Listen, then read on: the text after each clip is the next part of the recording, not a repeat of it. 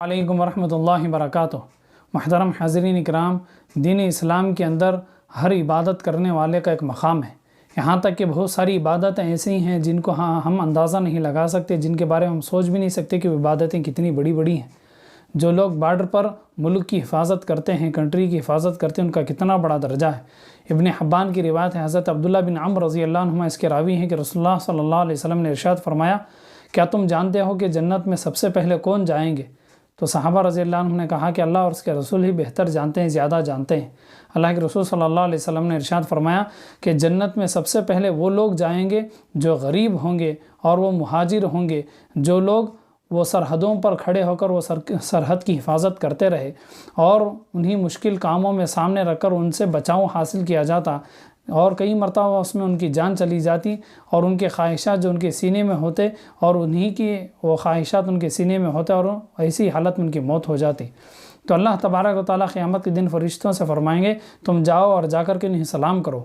فرشتے کہیں گے، اے رب العالمین، ہم تو بہترین مخلوق ہیں، ہم آسمانوں میں رہتے ہیں، ہم انہیں جا کر سلام کریں، اس کی کیا وجہ ہے؟ اللہ تعالیٰ فرمائیں گے، یہ وہ میرے بندے ہیں جنہوں نے سرحدوں میں رہ کر کی حفاظت کی۔ سرحد کہتے ہیں بارڈر کو، بارڈر میں رہ کر انہوں نے ملک کی حفاظت کی، لوگوں کی جان کی حفاظت کی، دشمنوں سے لوگوں کی حفاظت کی، جس کی وجہ سے لوگ آرام سے زندگی گزارتے رہے۔ یہ لوگ میری دنیا میں عبادت کرتے تھے اور انہوں نے میرے ساتھ شرک نہیں کیا۔ یہ لوگ بارڈروں میں رہ کر بارڈر کی حفاظت کرتے، ملک کی حفاظت کرتے، باقی لوگوں کی لوگ حفاظت کرتے، سارا ملک آرام سے رہتا، اور یہ لوگ مشکل کاموں میں انہیں سامنے رکھ دیا جاتا اور ان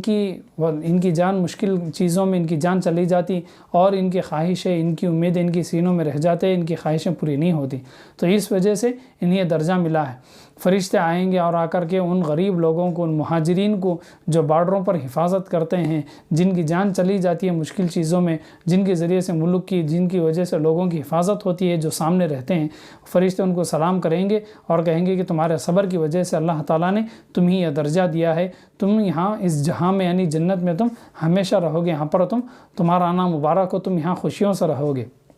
اس حدیث پاک کے اندر کتنی بڑی خوشخبری ہے ان ملٹری میں رہنے والوں کے لیے، پولیس میں رہنے والوں کے لیے، جو دین کی حفاظت کرتے ہیں سرحدوں میں، بارڈر کسی بھی طرح کا بارڈر ہو، جیسے دو اسٹیٹ کے بیچ میں جو ہوتا ہے جسے چیک پوسٹ کہتے ہیں، وہاں پر بھی ہو، اور ایسے ہی ہر جگہ جہاں پر ایمانداری کے ساتھ جو کام کرتے ہیں، نوکری کرتے ہیں، وہ وہاں پر کوئی رشوت نہیں لیتے، لنچم نہیں لیتے، بلکہ ایمانداری کے ساتھ وہ کرتے ہیں۔ کئی مرتبہ وہاں پر ان کی جانیں بھی چلی جاتی ہیں۔ تو ایسے ایمان والے پولیس والے، ایسے ایمان والے ملٹری میں رہنے والے